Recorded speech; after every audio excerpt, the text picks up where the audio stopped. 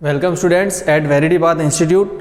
हमारा October session start है। ठीक है, अक्टूबर सेशन में बायोलॉजी के अंदर हमने फ़ेज़ 1 और फ़ेज़ 2 करने का है, जिसमें फ़ेज़ 1 के अंदर हमारा जो टॉपिक है वो फंडामेंटल यूनिट ऑफ लाइफ।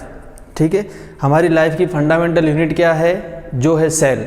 ठीक है, और सेल के बारे में हमें पढ़ना है। सेल क्या होता है, एनिमल सेल क्या होता है, प्लांट सेल क्या होता है, सेल के अंदर कौन से ऑर्गेनल्स होते हैं, उन ऑर्गेनल्स का क्या फंक्शन होता है, जो सेल होते हैं वह ट्रांसपोर्टेशन कैसे करते हैं, गैसेस का ट्रांसपोर्टेशन कैसे होता है, वाटर का ट्रांसपोर्टेशन कैसे होता है, मटेरियल्स का ट्रांसपोर्टेशन कैसे होता है, ये सारी की सारी चीज़ें हमें सेल के अंदर समझनी है। ठीक है, हमने हमारे पहले लेक्चर के अंदर ये देखा था कि सेल को डिस्कवर किसने किया था। ठीक है, फिर हमने ये देखा था कि भाई जो सेल को डिस्कवर किया था उसमें ऑब्जर्वेशंस, जिसने भी डिस्कवर किया था उसने क्या ऑब्जर्वेशंस किए थे। ठीक है, जैसे कि हमने ये देखा था कि रॉबर्ट हुक ने सेल को डिस्कवर किया था। ठीक है, 1665 के अंदर। ठीक है, उसके बाद रॉबर्ट हुक ने यह ऑब्जर्व किया था माइक्रोस्कोप से कि भाई जो सेल है वो एक हनीकॉम्ब के स्ट्रक्चर जैसा दिखता है, जिसमें छोटे छोटे सेम साइज़ के सेल है और हनीकॉम्ब जैसा कुछ स्ट्रक्चर दिख रहा है। और उसने किस चीज़ पे ये ऑब्जर्वेशन किया था? ये किया था ओक ट्री के बार्क पे। जो ओक ट्री होता है उसके बार्क को, उसके स्लाइस को कट करके और उसे ऑब्जर्व किया था माइक्रोस्कोप के अंडर। ठीक है, फिर उसके बाद में हमने ये देखा था कि जो सेल है वह प्लांट सेल कैसा होता है, एनिमल सेल कैसा होता है, उसमें कौन से ऑर्गेनल्स होते हैं और ऑर्गेनल्स क्या होते हैं, वह सब हमने देखा था। ठीक है, आज हम जो टॉपिक करने जा रहे हैं वह टॉपिक है कि जो प्लांट सेल और एनिमल सेल है। ठीक है, हमारे आज के टॉपिक में क्या क्या रहेगा?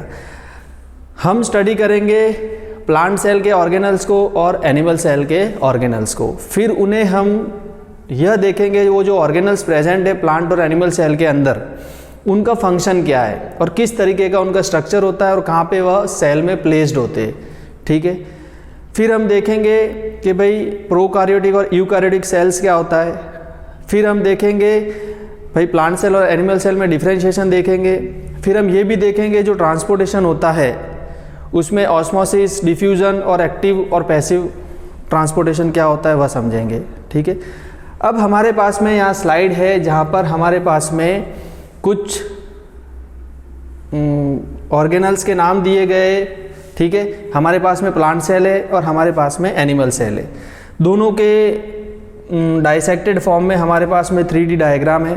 राइट, अभी जो हमारे पास में प्लांट सेल है, इस प्लांट सेल के और एनिमल सेल के ऑर्गेनल्स जो सेम हैं उनको हमने साथ में मैच करके लिखा है। ठीक है, और जो डिफरेंट है उनको हमने अलग से लिखा हुआ है। अब ये जो हमारे सामने हमें दिख रहा है, ये जो हमारी पहली वाली स्लाइड है, इसमें जो हमें दिख रहा है, ठीक है, इसमें हमें जो दिख रहा है जैसे कि, ठीक है, अब देखो आप सबसे पहली चीज़ हम प्लांट सेल में सबसे पहली चीज़ देखते हैं वो होता है न्यूक्लियस। ठीक है, जो न्यूक्लियस है वो एनिमल सेल के अंदर सेंटर में प्लेस होता है और प्लांट सेल के अंदर साइड में प्लेस होता है। ठीक है, और वो प्लांट सेल में साइड की पाथ में अंदर रिवॉल्व करता है। राइट, अब सबसे पहली चीज़ न्यूक्लियस है, तो एनिमल सेल में भी न्यूक्लियस प्रेजेंट है और प्लांट सेल में भी न्यूक्लियस प्रेजेंट है। ठीक है, इसलिए जो न्यूक्लियस है, this nucleus this is present in both plant cell and animal cell. Understood. अब न्यूक्लियस के बाद में दूसरी चीज़ जो हम देखते हैं वो न्यूक्लियस के अंदर सेंटर में न्यूक्लियोलस है। ठीक है ना, सेंटर में क्या है? न्यूक्लियोलस। वो न्यूक्लियोलस क्या कैरी कर रहे हैं? वो क्रोमोसोम्स कैरी कर रहे हैं। ठीक है, जेनेटिक मटेरियल कैरी कर रहे हैं।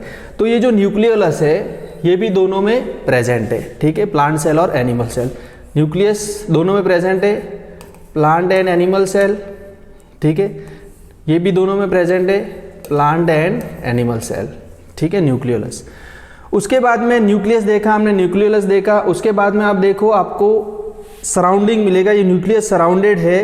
ठीक है, एक सराउंडेड है किसी ऑर्गेनल से, और उस ऑर्गेनल्स का नाम हमने क्या रखा है? उस ऑर्गेनल्स का नाम हमने रखा है एंडोप्लाज्मिक रेटिकुलम। ठीक है, क्या नाम रखा है? Endoplasmic reticulum. अब ये जो एंडोप्लाज्मिक रेटिकुलम है, इसमें जहाँ पे हमें छोटे छोटे डॉट्स दिख रहे हैं ऊपर, और इसमें भी छोटे छोटे डॉट्स दिख रहे हैं, ये वाला जो एंडोप्लाज्मिक रेटिकुलम है, ठीक है, छोटे छोटे डॉट दिख रहे हैं जिसपे ये है आपका रफ एंडोप्लाज्मिक रेटिकुलम। ठीक है, आपको प्लांट सेल में भी देखने को मिल रहा है, एनिमल सेल में भी देखने को मिल रहा है, और जिस पे हमें छोटे छोटे डॉट्स देखने को मिल रहे हैं वह क्या है, हमारा rough endoplasmic reticulum. And this rough endoplasmic reticulum is just after the nucleus, ठीक है, न्यूक्लियस के जस्ट बाद में आपको सराउंडिंग दिख रही है रफ एंडोप्लाज्मिक रेटिकुलम की। और दूसरा आपको ये वाला जो पोर्शन है, ये वाला पोर्शन, ठीक है, और ये वाला जो पोर्शन है जिसमें आपको डॉट्स नहीं दिख रहे हैं छोटे छोटे, वह है आपका स्मूथ एंडोप्लाज्मिक रेटिकुलम, ठीक है। तो हमने देखा कि भाई nucleus, nucleus, endoplasmic reticulum, endoplasmic reticulum दोनों, rough endoplasmic reticulum, smooth endoplasmic reticulum, दोनों के दोनों प्लांट सेल और एनिमल सेल में प्रेजेंट है, ठीक है। उसके बाद में ये देखो बाहर की जो मेम्ब्रेन है, सेल की जो मेम्ब्रेन है, इसे हम क्या कहते हैं, cell membrane, and it is also known as plasma membrane, ठीक है। सेल मेम्ब्रेन और प्लाज्मा मेम्ब्रेन, जैसे इसमें देखो आप, सेल मेम्ब्रेन और प्लाज्मा मेम्ब्रेन दोनों एनिमल सेल और प्लांट सेल दोनों में प्रेजेंट है, ठीक है। प्लांट सेल में अंदर की साइड में ये वाली जो मेम्ब्रेन है, this is what, cell membrane, ठीक है। और प्लांट सेल में जो बाहर वाली जो मेम्ब्रेन है, बाहर की जो मेम्ब्रेन है, ये वाली बाहर वाली जो मेम्ब्रेन है, ये है सेल वॉल, ठीक है। तो सेल वॉल जो है, outer membrane which is called cell wall in plant cell, okay, this is present only in plant cell, not in animal cell, ठीक है। लेकिन सेल मेम्ब्रेन और प्लाज्मा मेम्ब्रेन, ठीक है, वो जो है वो प्लांट सेल एनिमल सेल दोनों में प्रेजेंट है। ये जो है this is cell membrane and also known as plasma membrane, this inside inner membrane is cell membrane and also known as plasma membrane. अभी जो प्लाज्मा मेम्ब्रेन है ये कुछ सेमी परमेबल मेम्ब्रेन है जो कि मटेरियल्स, जो इंपॉर्टेंट मटेरियल्स है जो सेल्स को चाहिए उसको ट्रांसपोर्टेशन कराने के लिए काम करती है, ठीक है। सेमी परमेबल है इसलिए वो ट्रांसपोर्टेशन करा सकती है। तो ये जो सेल मेम्ब्रेन है एनिमल सेल में और प्लांट सेल दोनों में ही प्रेजेंट है, ठीक है। सेल मेम्ब्रेन का हम कह सकते हैं कि it is present in both plant and animal cell, ठीक है। ये जो हमारा रफ एंडोप्लाज्मिक और स्मूथ एंडोप्लाज्मिक है ये भी present in both plant and animal cell, plant and animal cell, ठीक है। उसके बाद में आप देखो कि जो सेल वॉल है, जो आउटर लेयर है, बाहर की जो मेम्ब्रेन है, वो सिर्फ प्रेजेंट किस में है, प्लांट सेल में, ठीक है, सिर्फ प्लांट सेल में प्रेजेंट है और एब्सेंट है एनिमल सेल में, ठीक है। उसके बाद में देखो वैक्यूल है हमारे पास में, ठीक है। ये जो प्लांट सेल है इसमें जो वैक्यूल की साइज़ है वो बड़ी है और सिंगल वैक्यूल है, एक ही वैक्यूल है। लेकिन जो एनिमल सेल है उसमें वैक्यूल की साइज़ छोटी है and there are number of many vacuole can be present in animal cell, ठीक है। तो ये प्लांट सेल है उसमें वैक्यूल की साइज़ बड़ी है, ठीक है, और एनिमल सेल में वैक्यूल की साइज़ छोटी है। प्लांट सेल में only one vacuole of bigger size is present, while in animal cell there can be more than one vacuoles of smaller sizes, ठीक है। उसके बाद में ये आप देखो, ये कुछ चीज़ है, ये है आपका mitochondria which is present in both plant and animal cell, plant and animal cell. Mitochondria जो कि दोनों में ही प्रेजेंट है, प्लांट सेल में भी प्रेजेंट है और एनिमल सेल में भी प्रेजेंट है। माइटोकॉन्ड्रिया का काम होता है एनर्जी को एटीपी मॉलिक्यूल्स में कन्वर्ट करना केमिकल रिएक्शंस की मदद से, ठीक है। ये एक पावर हाउस है, हमारे सेल के अंदर क्या काम कर रहा है, पावर हाउस का काम कर रहा है, राइट। ये माइटोकॉन्ड्रिया प्रेजेंट है प्लांट सेल एनिमल सेल दोनों में ही, ठीक है। उसके बाद में देखो आपका जो रफ एंडोप्लाज्मिक रेटिकुलम है उसके जस्ट बाद में आपको एक स्ट्रक्चर दिख रहा है इधर, इसे हम कहते हैं इसको क्या कहते हैं हम, गोल्गी बॉडी, ठीक है। इसे हम क्या कहते हैं, Golgi body, this is known as Golgi body, ठीक है। ये जो गोल्गी बॉडी है ये एनिमल सेल में भी प्रेजेंट है और प्लांट सेल में भी प्रेजेंट है। ये क्या है, गोल्गी बॉडी, ठीक है। This is present in both plant and animal cell, okay. This Golgi body जो है वो प्रोटीन बना रही है, क्या बना रही है, प्रोटीन, ठीक है, गोल्गी बॉडी। और गोल्गी बॉडी में से देखो ये कुछ बाहर निकल रहा है, ये बाहर आया गोल्गी बॉडी में से, इसे हम कहते हैं लाइजोसोम, इसे हम कहते हैं लाइजोसोम, ठीक है। ये जो लाइजोसोम है जो एनिमल सेल में हमें दिख रहा है, जो गोल्गी बॉडी में से बाहर रिलीज हुआ है, ये लाइजोसोम सुसाइडल बैग है, ठीक है। मतलब सेल के अंदर अनवांटेड वेस्ट मटेरियल या कुछ बैक्टीरिया उसको ख़त्म कर देगा ये लाइजोसोम, ठीक है। तो ये क्या है, एक सुसाइडल बैग भी हम इसे कहते हैं, राइट। तो जो गोल्गी बॉडी है वो प्लांट सेल में भी प्रेजेंट है, एनिमल सेल में भी प्रेजेंट है, माइटोकॉन्ड्रिया दोनों में प्रेजेंट है, वैक्यूल दोनों में प्रेजेंट है। वैक्यूल प्लांट सेल में बड़ा है, एनिमल सेल में छोटा है, ठीक है। एंडोप्लाज्मिक रेटिकुलम रफ और स्मूथ दोनों के दोनों प्लांट सेल एनिमल सेल में प्रेजेंट है, ठीक है। न्यूक्लियस दोनों में प्रेजेंट है, राइट। फिर आपका माइटोकॉन्ड्रिया दोनों में प्रेजेंट है।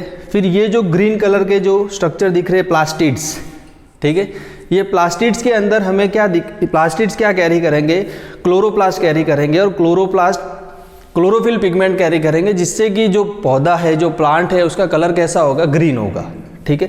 तो ये जो प्लास्टिड है this is present only in plant cell, only in plant cell, not in animal cell, ठीक है। इसलिए एनिमल सेल में प्लास्टिड का एब्सेंट है, इसलिए एनिमल सेल का कलर ग्रीन नहीं होता है, ठीक है। जो प्लास्टिड है उसमें क्लोरोप्लास्ट है, क्लोरोप्लास्ट के अंदर क्लोरोफिल पिगमेंट है, and because of that the plant is having green colour, right. अब हमने देख लिया nucleus, endoplasmic reticulum, cell membrane जिसे हम प्लाज्मा मेम्ब्रेन भी कहते हैं, जो कि सेमी परमेबल मेम्ब्रेन होती है। फिर प्लांट सेल के पास सेल वॉल होती है, एनिमल सेल के पास सेल वॉल नहीं होती है, ठीक है। ये सारी चीज़ें ऑर्गेनल्स के बारे में हमने देखी है, ठीक है। अब ये जो जितने भी ऑर्गेनल्स हैं इन्हें एक एक करके हम देखेंगे, इन्हें समझेंगे, इन्हें स्टडी करेंगे, राइट।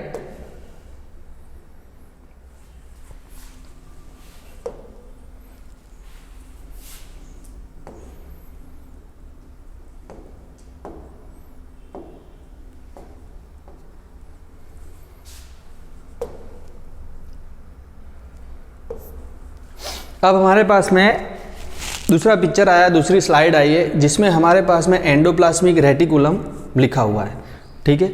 अब हमें सारे ऑर्गेनल्स को एक एक करके समझना है, उनका काम क्या है, उनका स्ट्रक्चर किस तरीके से और कहाँ पे वो सेल के अंदर प्लेस्ड है। ये जो एंडोप्लाज्मिक रेटिकुलम है, ये जो है एंडोप्लाज्मिक रेटिकुलम, ये जस्ट आपका जो एंडोप्लाज्मिक जो रेटिकुलम है, ये एंडोप्लाज्मिक रेटिकुलम जो है आपका, this is just placed after the nucleus. ये जो आपका न्यूक्लियस है, ये जो आपका न्यूक्लियस है, इसके जस्ट बाद में एंडोप्लाज्मिक रेटिकुलम प्लेस होता है, जो ये न्यूक्लियस को सराउंड करता है।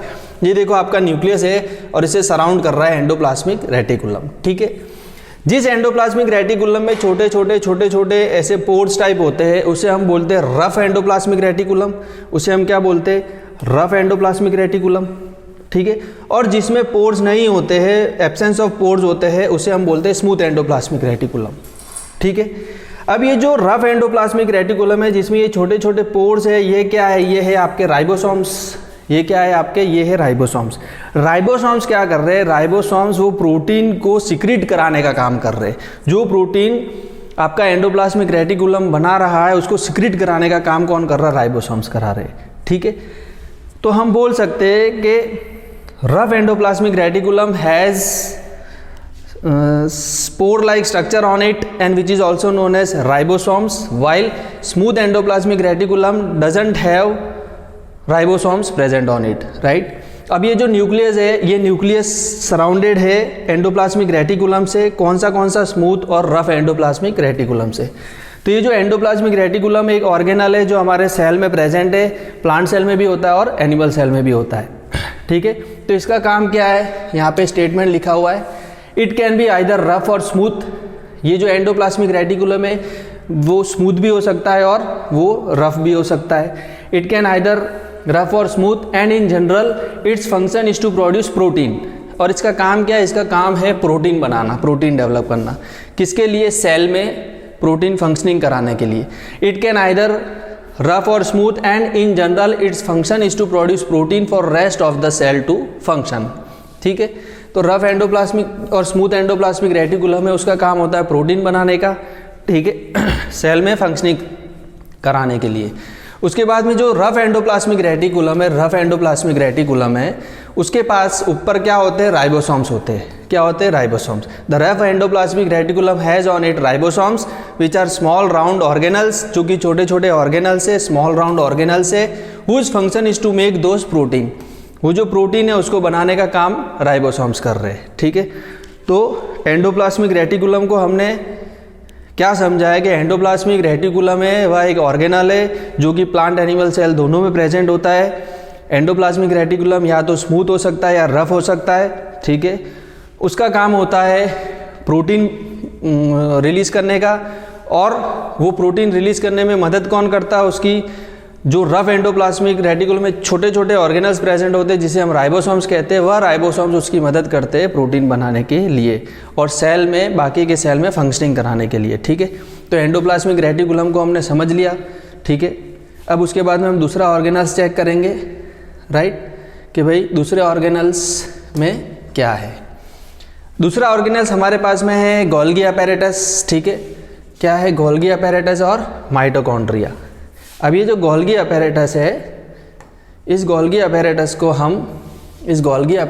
हम क्या कह सकते हैं? गोल्गी बॉडी भी कह सकते हैं। क्या कह सकते हैं? गोल्गी बॉडी, ठीक है। Golgi apparatus can also be said as Golgi body, right. अब ये जो गोल्गी apparatus है इसका काम क्या है? ये जो गोल्गी apparatus है ये इसके अंदर वेसिकल्स प्रेजेंट होते हैं और ये गोल्गी apparatus क्या करेगा? ये गोल्गी apparatus अपने अंदर से लाइसोसोम्स को भी रिलीज करता है, ठीक है। It is responsible for transporting, modifying and packaging protein and lipids into vesicles for delivery to targeted destinations. ये प्रोटीन और लिपिड इसको टारगेटेड डेस्टिनेशन जहाँ पे पहुँचाना है वहाँ पर पहुँचाने का वेसिकल्स की मदद से प्रोटीन और लिपिड को सेल के टारगेटेड एरिया तक पहुँचाने का काम कौन करेगा? गोल्गी apparatus करेगा। Who will do this work? Golgi apparatus और गोल्गी बॉडी। और ये कहाँ पे है? It is located in cytoplasm next to endoplasmic reticulum and near in the cell, okay. कहाँ पे गोल्गी apparatus लोकेटेड है? भाई गोल्गी apparatus न्यूक्लियस है, न्यूक्लियस के बाद न्यूक्लियस सराउंडेड है किससे? एंडोप्लाज्मिक रेटिकुलम से। Endoplasmic reticulum, rough endoplasmic reticulum के जस्ट बाद में गोल्गी apparatus है। उस गोल्गी apparatus के अंदर वेसिकल्स है, वह क्या कर रहे हैं? प्रोटीन और लिपिड को वेसिकल्स के जरिए टारगेटेड साइट तक, टारगेटेड डेस्टिनेशन तक सेल के अंदर पहुंचाने का काम कर रहे हैं, ठीक है। तो ये है हमारा गोल्गी apparatus, राइट। उसके बाद में दूसरा हमारा है माइटोकॉन्ड्रिया। दूसरा क्या है? माइटोकॉन्ड्रिया। ये जो माइटोकॉन्ड्रिया है, this mitochondria is also known as power house. Mitochondria को हम हमारे सेल का पावर हाउस भी कहते हैं, ठीक है। क्यों पावर हाउस कहते हैं? ये जो माइटोकॉन्ड्रिया है ये केमिकल रिएक्शंस की मदद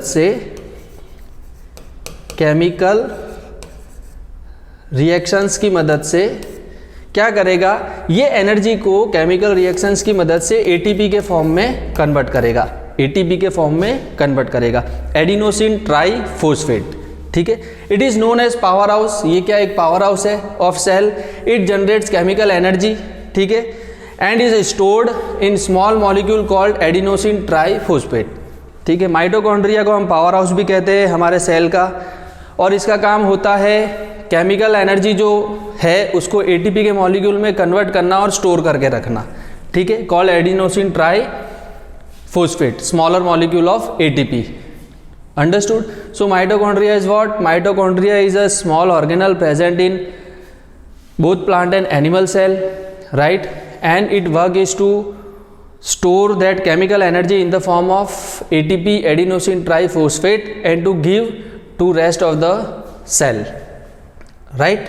अब हम नेक्स्ट देखेंगे, नेक्स्ट ऑर्गेनल्स हमारा कौन सा है, ठीक है। नेक्स्ट ऑर्गेनल से हमारा लाइजोसोम, ठीक है। नेक्स्ट ऑर्गेनल्स हमारा कौन सा है? लाइजोसोम। ये जो लाइजोसोम है, ये लाइजोसोम को हम क्या कहते हैं? इसका काम क्या होता है? दैट वी विल स्टडी, ठीक है।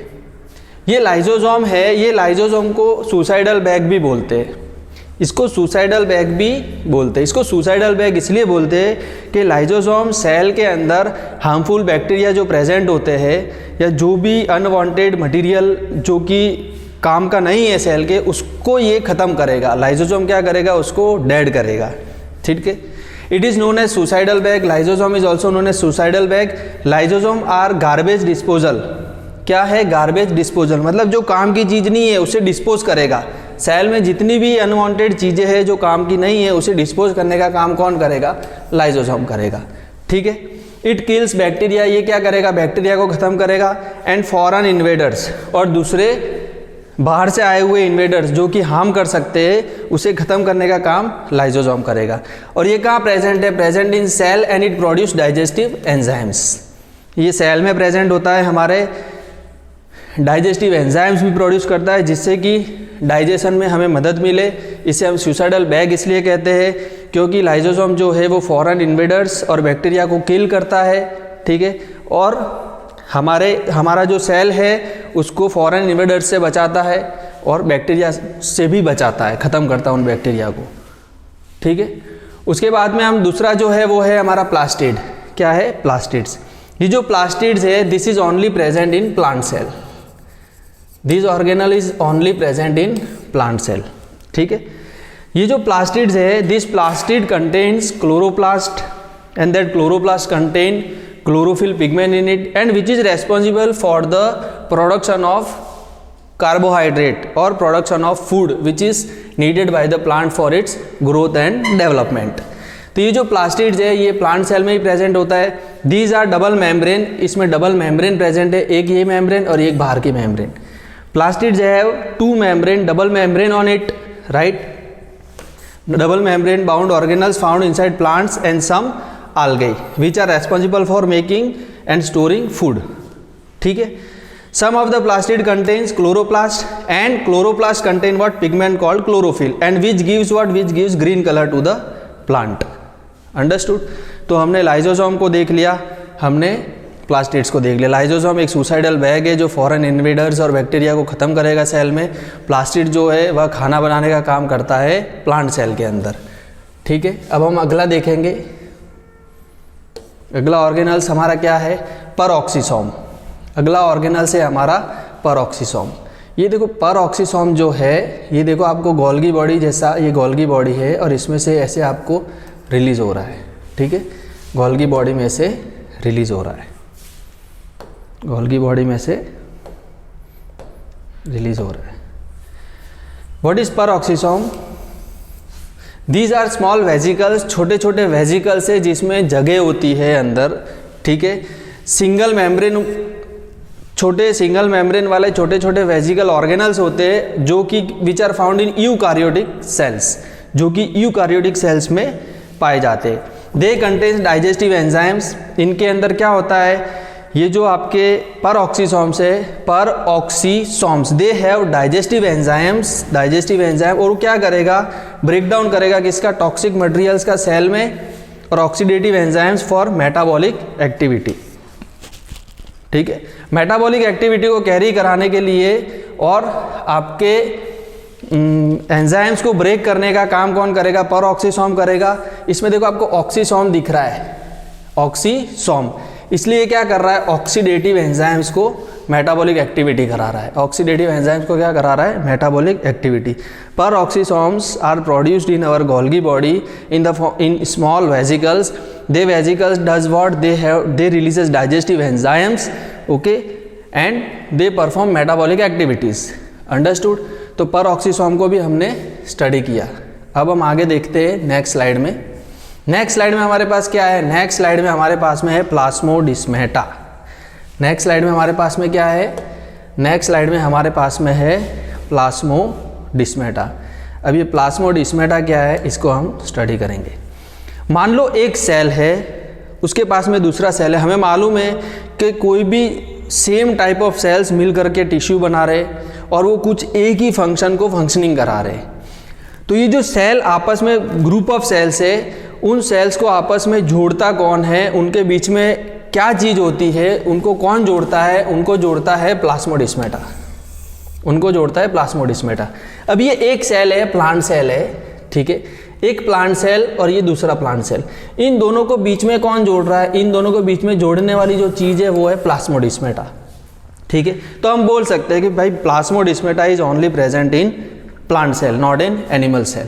प्लाज्मोडिस्मेटा आर माइक्रोस्कोपिक चैनल्स। ये एक चैनल्स है which traverse the cell walls of plant cell and some algae, some algal cells enabling transport and communication between them. दो सेल्स के बीच में ट्रांसपोर्टेशन मटेरियल का कराना, ठीक है, और पानी पहुंचाना या कोई भी गैसेस का ट्रांसपोर्टेशन कराना, उन दो सेल्स के बीच में एक चैनल प्रेजेंट है जो कि ये ट्रांसपोर्टेशन कराने के लिए मदद कर रही है और उन्हें बाइंड करके रख रही है, उनके पकड़ के रख रही है उन्हें। वो चैनल को हम क्या कहते हैं? प्लाज्मोडेस्माटा कहते हैं। And it is only and only present in plant cell, ठीक है। Now further we will see what is there next. ये कुछ अलग अलग टाइप के हमें सेल दिख रहे हैं, डिफरेंट ह्यूमन बॉडी सेल। हमारे ह्यूमन बॉडी में कुछ अलग अलग तरह के सेल्स प्रेजेंट है, ठीक है, डिफरेंट ह्यूमन बॉडी सेल्स। हमारे ह्यूमन बॉडी में नर्व सेल होता है, ठीक है। ये नर्व सेल आपस में मिलकर के कुछ फंक्शनिंग कराते हैं, ठीक है। हमारे बॉडी में स्मूथ मसल सेल होता है, ये मसल सेल आपस में मिलकर के मसल्स बनाते हैं जो कि कॉन्ट्रैक्शन और रिलैक्सेशन कराने का काम करती है। हमारे बॉडी में ब्लड सेल होते हैं, ठीक है। ये ब्लड सेल ऑक्सीजन और उसको कैरी कराने का काम करता है, कार्बन डाइऑक्साइड को। हमारे शरीर में बोन सेल होते हैं जो कि बोन डेवलपमेंट का काम कराती है। स्पर्म सेल्स होते हैं, ठीक है, जो मेल में प्रेजेंट होते हैं। ओवम सेल्स होते हैं जो फीमेल में प्रेजेंट होते हैं। फैट सेल्स होते हैं, ठीक है, जो फैटी इंसान की मसल्स को फैटी में कन्वर्ट करते हैं, ठीक है। So these are the some different types of cells present in human body: nerve cell, smooth muscle cell, blood cell, bone cell, sperm cell, ovum cell and fat cell, right. अब हम देखेंगे आगे कि हमारे पास में क्या है। हमारे पास में दो डिफरेंट टाइप्स ऑफ सेल्स के पिक्चर्स अवेलेबल है, ठीक है, और वो है prokaryotic and eukaryotic cell. Prokaryotic cell क्या होता है और यूकार्योटिक सेल क्या होता है? जो प्रोकार्योटिक सेल है उसमें जो आपका जो न्यूक्लियस है, प्रोकार्योटिक सेल के अंदर जो आपका न्यूक्लियस है, ठीक है, वो न्यूक्लियस आपको ऐसे एक प्रॉपर फॉर्म में नहीं दिखेगा, that will be in means unappropriate form, ठीक है। ये जो न्यूक्लियोइड है, ये जो सेंटर में न्यूक्लियोइड है, इसका कोई प्रॉपर स्ट्रक्चर नहीं है, it doesn't have any proper structure. और ये जो आपका प्रोकार्योटिक सेल है, प्रोकार्योटिक सेल एक कैप्सूल के फॉर्म में होगा, एक कैप्सूल जैसा उसका कैप्सूल जैसा इसका स्ट्रक्चर होगा प्रोकार्योटिक सेल का, ठीक है। प्रोकार्योटिक सेल के अंदर सेल वॉल प्रेजेंट होगी, ठीक है। प्रोकार्योटिक सेल में आपके राइबोसोम्स प्रेजेंट होंगे। हमें पता है राइबोसोम्स का काम क्या है। प्रोकार्योटिक सेल में आपको ये टेल जैसा कुछ दिखेगा, कैप्सूल जैसा एक सेल होगा जिसमें टेल जैसा कुछ दिखेगा, जिसे हम कहते हैं फ्लैजिला, जिसे हम क्या कहते हैं? फ्लैजिला। फिर आपके सेल मेम्ब्रेन प्रेजेंट होगी, सेल वॉल प्रेजेंट होगी, न्यूक्लियड होगा जो कि एक अनअप्रोप्रिएट स्ट्रक्चरल फॉर्म में होगा, कोई प्रॉपर स्ट्रक्चर नहीं होगा, और कैप्सूल जैसा इसका स्ट्रक्चर होगा। तो हम कह सकते हैं prokaryotic cells are a type of cells which having a structure like a capsule. They also have like a tail like structure, and that is called flagella. They have cell wall, they have cell membrane, they have ribosomes and other like nucleus. And one more main thing, the nucleus is not properly structured. Okay, the nucleus is not properly structured, it is in unappropriate form and it is called nucleoid. Understood? और कुछ examples prokaryotic cells के है, वो है bacteria, blue green algae bacteria और mycoplasma, blue green algae bacteria and mycoplasma. अब eukaryotic cell को study करते हैं तो यूकार्योटिक सेल जो है वो प्लांट सेल, एनिमल सेल, ठीक है, ये क्या है? यूकार्योटिक सेल से. इसमें आपको प्रॉपर ऑर्गेनल्स के स्ट्रक्चर दिखेंगे, आपको इसमें न्यूक्लियस दिखेगा प्रॉपर स्ट्रक्चरल फॉर्म में, आपको सारे ऑर्गेनल्स प्रॉपरली प्लेस दिखेंगे. प्लांट सेल में आपका जो न्यूक्लियस है वो थोड़ा पाथ फॉलो करता है साइड में, ठीक है, रिवॉल्व करता है, लेकिन एनिमल सेल में न्यूक्लियस सेंटर में आपके सेंटर के अंदर बिल्कुल सेंटर में प्लेस्ड होता है, ठीक है. तो examples of eukaryotic cells, animal cell, plant cell, fungi and protist. Animal cell, plant cell, fungi and protist. तो यूकार्योटिक सेल और प्रोकार्योटिक सेल में हम बोल सकते हैं कि prokaryotic cells have properly structured organelles present in it, while eukaryotic cell don't have properly structured organelles present in it. Eukaryotic cells have all the organelles which have different functions. Okay, prokaryotic cells don't have all the organelles, and even their nucleus is not properly structured, it is unstructured, okay, it is called nucleoid. Prokaryotic cells have a capsule like structure, it also have tails and it is called flagella, okay. Ribosomes are present in it, it has cell membrane and cell wall, both these things are present in prokaryotic cells, okay. So this was the difference and this was the prokaryotic and eukaryotic cells, understood. अब इसके बाद यहाँ तक हमने prokaryotic और eukaryotic sales तक हमने देख लिया है। अब इसके बाद हमें देखना है कि भाई जो ट्रांसपोर्टेशन है मटेरियल्स का सेल के अंदर वो कैसे होता है। फिर हमें देखना है कि भाई एनिमल सेल और प्लांट सेल में क्या डिफरेंस है, क्या अंतर है, वो हम देखेंगे हमारे नेक्स्ट लेक्चर में। अभी तक जो भी हमने देखा है उसे आप अच्छे से समझ लो। Thank you.